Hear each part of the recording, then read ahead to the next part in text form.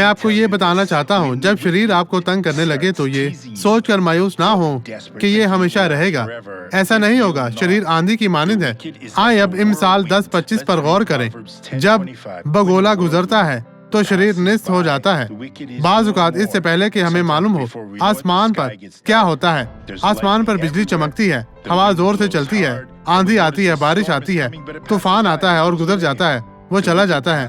लेकिन और इसी तरह शरीर भी आपकी जिंदगी से भाग जाता है, क्योंकि जब खुदावंद की कुव्वत आपकी तरफ आती है तो शरीर चला जाता है। जब बगोला गुजरता है तो शरीर निस्त हो जाता है, लेकिन सादिक अपनी अब्दी बुनियाद पर कायम रहता है। देखें मेरे अज़ीज़ों, वो चट्टान पर है। अब ये गवाही देखें और बरकत पाएं। मैंने अपने जिस्म के इस हिस्से में दर्द महसूस की जो मेरे पाँव के तलवे तक जा रही थी।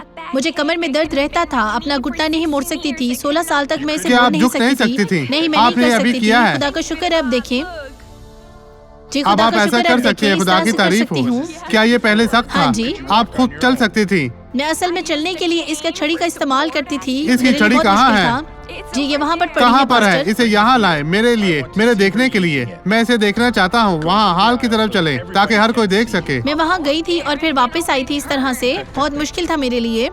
इसने हुक्म दिया है कि वो आगे पीछे जाएगी। जाने का रास्ता खोलें। अब इसे कंधे पर रखें। वापस आए खुदा की बेटी। खुदावंद यीशु के नाम में। क्या ये जबरदस्त नहीं है अजीजों? आए अब दुआ करें।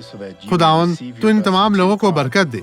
खुदा, मैं इन लोगों की तरफ अपना हाथ बढ़ाता हूँ और मैं इनकी जिंदगी से मौजूद तमाम बुराइयों को जाने का हुक्म देता हूँ। बदी इनकी जिंदगी से चली जा, कभी वापस ना आना। और मैं तुझे हुक्म देता हूँ यीशु मसीह नासरी के नाम में। और आप कहें खुदावंद तेरा शुक्रिया, आमीन। खुदावंद आपको बरकत दे। हालेलुया।